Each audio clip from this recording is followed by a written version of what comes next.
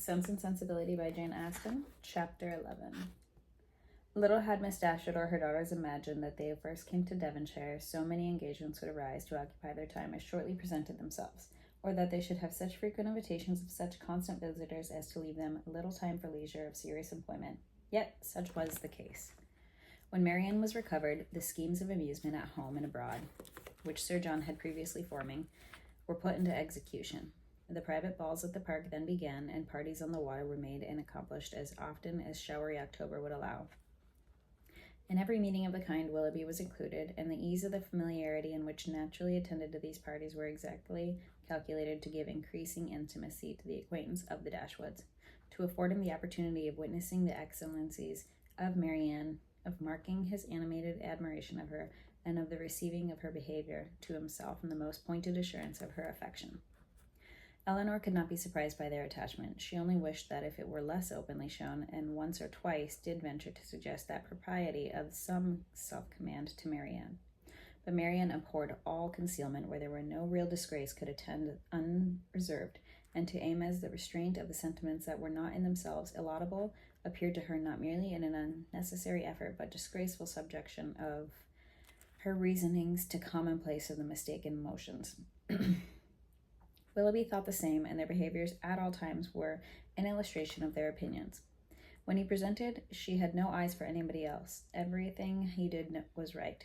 Everything she did was clever, and in their evenings at the park were concluded with cards. He cheated himself and all the rest of the party to get her a good hand.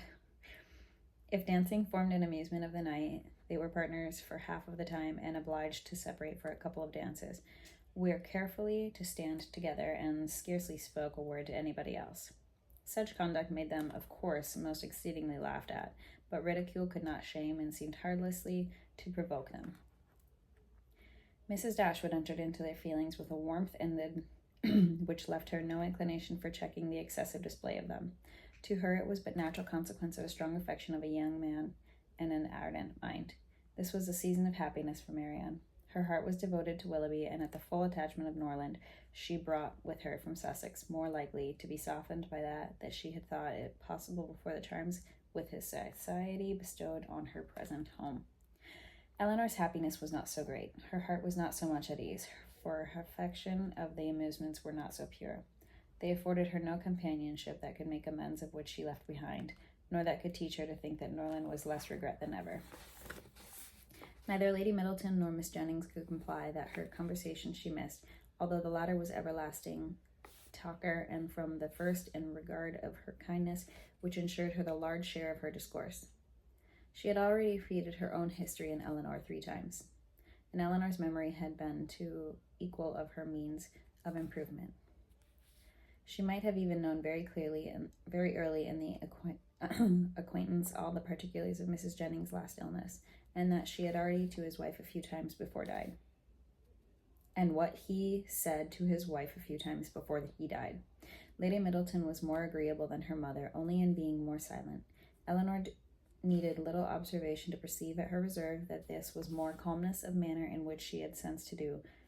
Toward her husband and mother she was the same as to them. The intimacy was therefore neither to be looked at nor desired.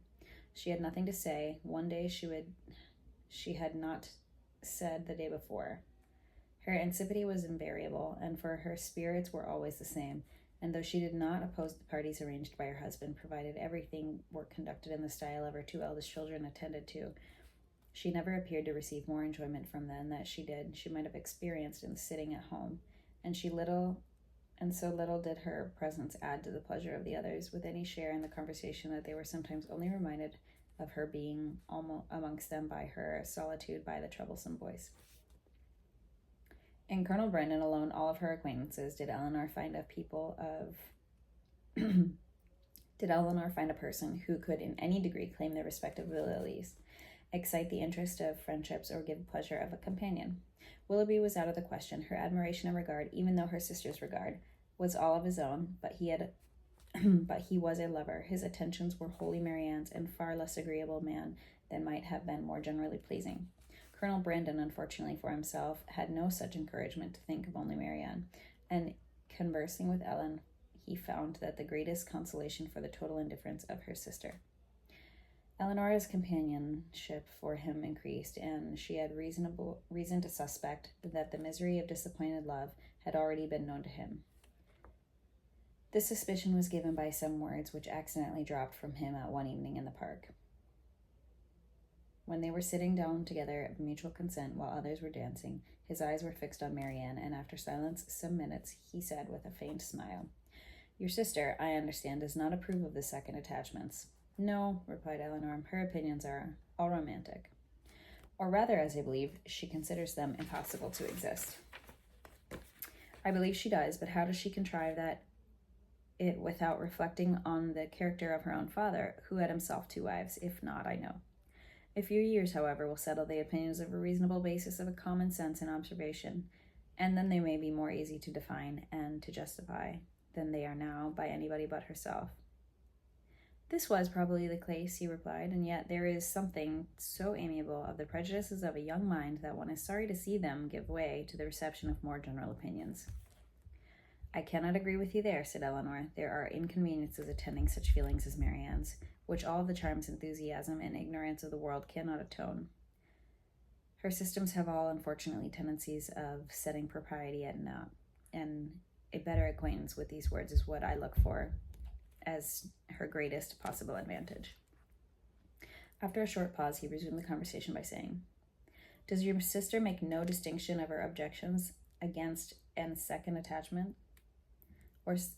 Or is it equally criminal to everybody? Or are those who have been disappointed by their first choice, whether from the inconsistency of its object or the perverseness of its circumstances, to be equally or indifferently during the rest of their lives?" "Upon my word, I am not acquainted with the minutiae of her principles. I only know that yet I have never heard her admit any instance of second attachments being pardonable."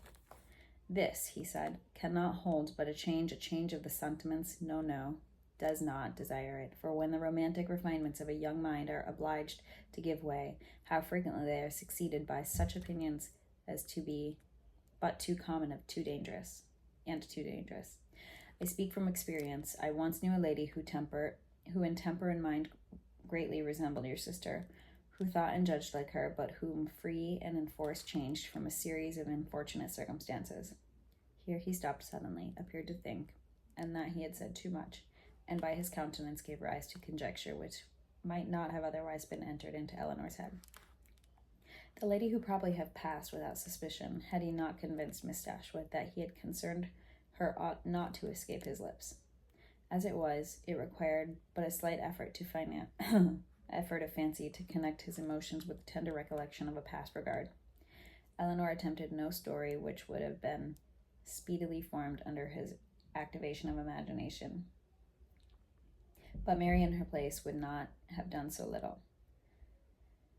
Everything was established in the most melancholy order of disastrous love.